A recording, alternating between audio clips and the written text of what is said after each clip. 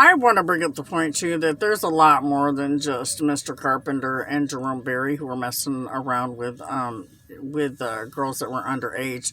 I know Mr. Carpenter told me specifically about an incident, and it was commonly known because I heard about it from Andrew Berry too, where Taylor was at the hotel with some white dude at the Host Hotel, and Mr. Carpenter had went to go. She called Mr. Carpenter to pick her up at the hotel, and there was a white dude that was there with her. I don't know if they spent the night. I wasn't there. I can't tell you.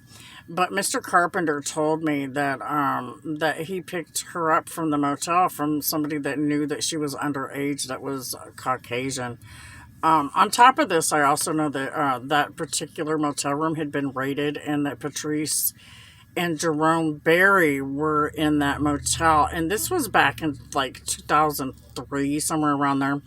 I can't specifically say. It was around that time period, maybe not that year, but I'm telling people this because these guys aren't the only ones that are involved. There's this Caucasian person that I don't know the name of that person. I'm sure Mr. Carpenter does because he told me he was shocked when he saw who it was. And then we've got other people that I know of, at least 2 to 3 more who were also messing with underage girls at that time. And I know that's a long time ago. However, the authorities knew about it. I'm talking about the prosecutors and stuff, and they failed to do anything about it. So that's a huge pattern of these guys with obstruction of justice, especially when they knew that these guys were running around messing with underage girls.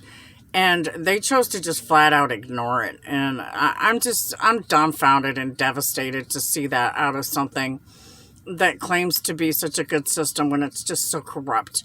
And we need to really do something about it. What we're doing is not working.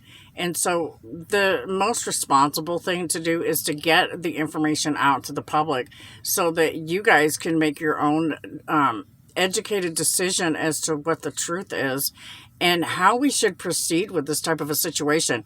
Because last year, everybody destroyed everybody's property, burnt cities up, and did all this and that. And I'm trying to avoid that and do something different so that we can make real change that matters within this country. We know what the problems are. What we have to do is figure out how we're going to attack them so that we can have real change that is absolutely necessary, not just for the success of our future of our children, but for the sake of everybody's blood pressure, because I'm going to tell you, it's going to kill everybody with the things that are going on. Eventually, it's going to raise their blood pressure so far up that people are going to start having strokes, and we don't need any of that. So, under the Right to Try Act, I assert my rights, because I've been diagnosed with high blood pressure already, and high blood pressure can be listed as a terminal illness if you think about it. It is in the medical industry. So, under the Right to Try Act, for the sake of the country and their blood pressure, I please pray that we find a way to change that's actually successful. With God's love. God bless America. Have a blessed day. And back to badge.